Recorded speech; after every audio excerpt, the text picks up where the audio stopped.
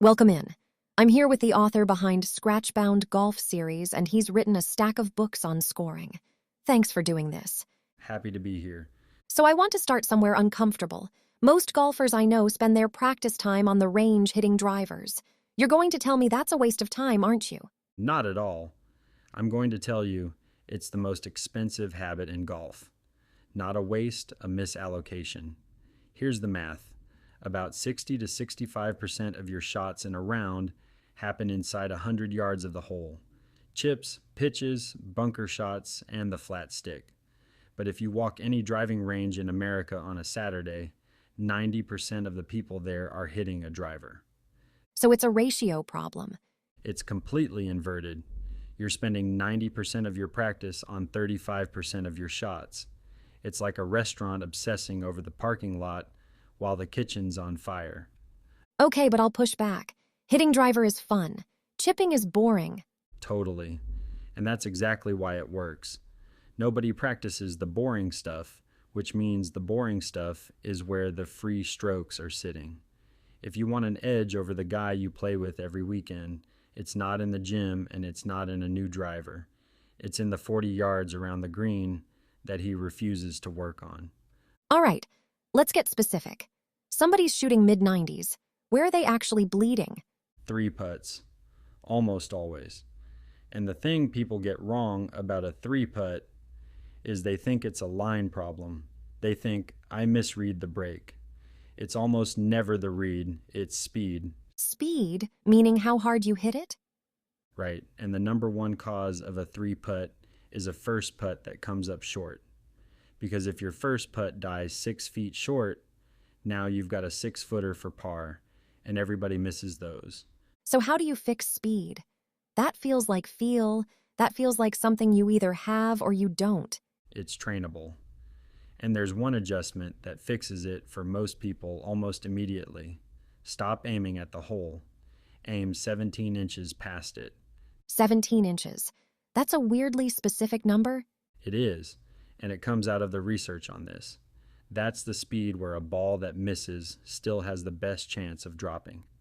Think about what happens when you baby a putt at the hole. The ball's barely moving by the time it gets there. So every spike mark, every little imperfection on the green knocks it offline. A ball with a little pace holds its line. So a putt that would go 17 inches past if it missed is a putt that's actually going in. And here's the bonus. If it does miss, you've got a 17-inch tap in instead of a 6-footer. You've turned a potential 3-putt into a guaranteed 2. That's the part that gets me. The fix for 3-putting isn't a better second putt. It's a better first one. That's the whole game. Everybody's trying to get better at the recovery instead of not needing the recovery. Okay, real quick. You said most people leave it short. Why? What's actually happening? They're decelerating, and the cause is a backswing that's too long. You take the putter way back, your brain goes, whoa, that's way too much, and it slams the brakes right before impact. You're steering it. The fix is counterintuitive. Make your backswing shorter and your follow-through longer. Short back, long through. Now you can accelerate through the ball instead of trying to fight yourself. Short back, long through. That's easy to remember. It's the one I'd give somebody if they only got one. Let's shift. Chipping. I think chipping is where I personally lose my mind. What's the most common mistake? Staring at the hole. That's it? That's it. Amateurs look at the flag and try to hit the ball at the flag. Tour players don't do that.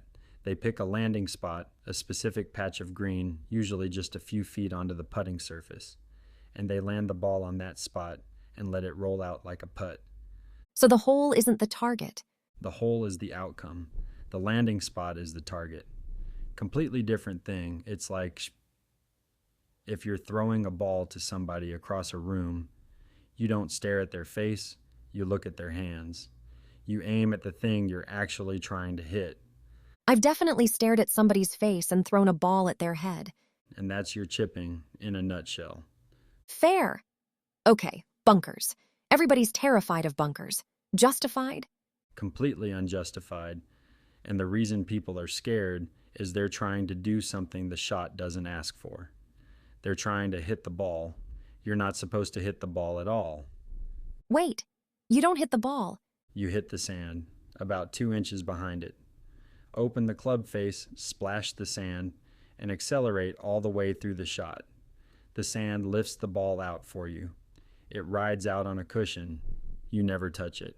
That is deeply strange. Every instinct in my body says hit the ball. Which is why people leave it in the bunker. Their instinct is to pick it clean, so they lean back, they try to scoop it out, they decelerate because they're scared of chunking it, and the ball goes nowhere. Splash, don't pick. That's the phrase. If you take one thing out of a bunker, take a big pile of sand with you. Splash, don't pick. Okay, I'm writing that down. And commit to it. A tentative bunker shot fails every single time. The half-hearted swing is the one that leaves it in the sand. There's a theme here. Deceleration on the greens, deceleration in the bunker. It's the through line of the whole short game. Almost every bad shot inside 100 yards is somebody's body second-guessing their mind mid-swing. Commitment is a technique, not a personality trait. You can train it. Let me ask you something dumber. Does any of this matter if I just, hit it further? That's a funny one. Distance is real. I'm not going to pretend it isn't. It's the single biggest predictor of scoring at the tour level. But you're not on tour. If you're shooting in the 90s, adding 20 yards to your drive moves you from a 7-iron approach to a 9-iron approach. That's worth maybe a stroke and a half a round. Cutting your 3 putts from 4 a round to 1 is worth 3 strokes. And you can do it in 2 weeks. So it's not that distance doesn't matter. It's that it's the slower path. It's the expensive path. Distance takes a year and a swing coach and probably a gym membership. Speed control on the greens takes 20 minutes a day for a month. Last thing. Somebody's listening to this. They're going out this weekend. One thing. What do? Go to the practice green 10 minutes before your round. Not the range, the green. Hit long putts first to get a feel for the speed, then short ones. Do not tee off without knowing how fast those greens are. Almost nobody does this, and it's free. 10 minutes? 10 minutes. It'll save you more strokes than an hour on the range. Thank you. This was great. Where can people find you?